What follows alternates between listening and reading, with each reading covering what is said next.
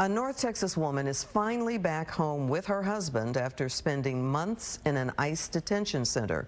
Ward Sakit's family is from Gaza, but she was born in Saudi Arabia, which does not have birthright citizenship, meaning she has no identified country of origin.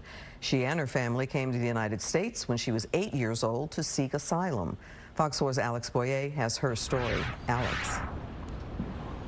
And Clarice, as you can tell, this case certainly has a lot of layers to it. Ward Sakit is considered what they call a stateless Palestinian as a result of not having a country of origin. She thought that she was safe flying to the U.S. Virgin Islands since it is a U.S. territory along with her husband. But on her way back, she was detained by ICE officials and ultimately stayed in a facility for some 5 months before suddenly being released Tuesday evening.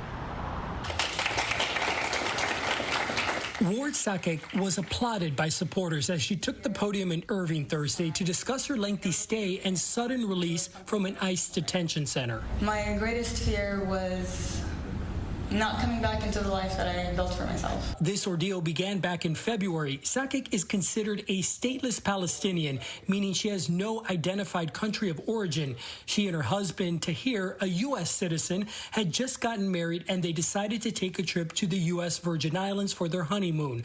But when their commercial flight landed in Miami for a connection back to Dallas, she was taken into custody by immigration officers. Before we were placed on the van, that's when we were put in handcuffs. Sakit said she was initially told she was being detained because she flew over international waters.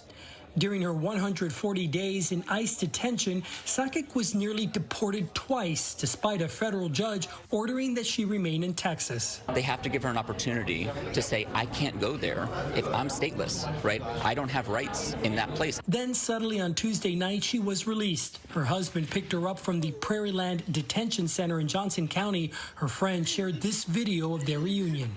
I haven't seen the moon in 5 months. Sakit was issued a deportation order more than a decade ago after her asylum case was denied. However, she was allowed to stay in the U.S. under what's known as an order of supervision, in which she was given a work permit and regularly checks in with federal immigration authorities. She's called herself an American for 14 years, despite her legal status.